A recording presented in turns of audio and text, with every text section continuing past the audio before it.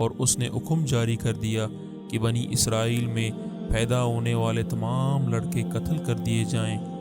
اس حکم کے مطابق فرعون کے حواری اور اس کے سپاہیوں نے ہر ممکن قدم اٹھایا تاکہ کوئی بھی نومولود لڑکا زندہ نہ بچ پائے، لیکن اللہ کے فیصلے اٹل ہوتے ہیں۔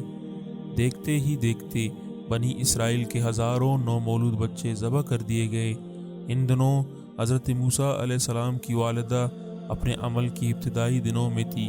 اللہ نے ان کی حفاظت کا سامان اس طرح فرمایا کہ ان کی والدہ پر معمول کے مطابق عمل کے آثار ظاہر نہیں ہوئے، جن سے آپ فرعون کی چھوڑی ہوئی دائیوں کی نگاہ میں نہ آئے۔ انہوں نے اس بات کو چھپائے رکھا یہاں تک کہ پیدائش کا وقت قریب آ پہنچا اور انہوں نے بچے کو جنم دے دیا۔ اس بارے میں سوائے قریبی لوگوں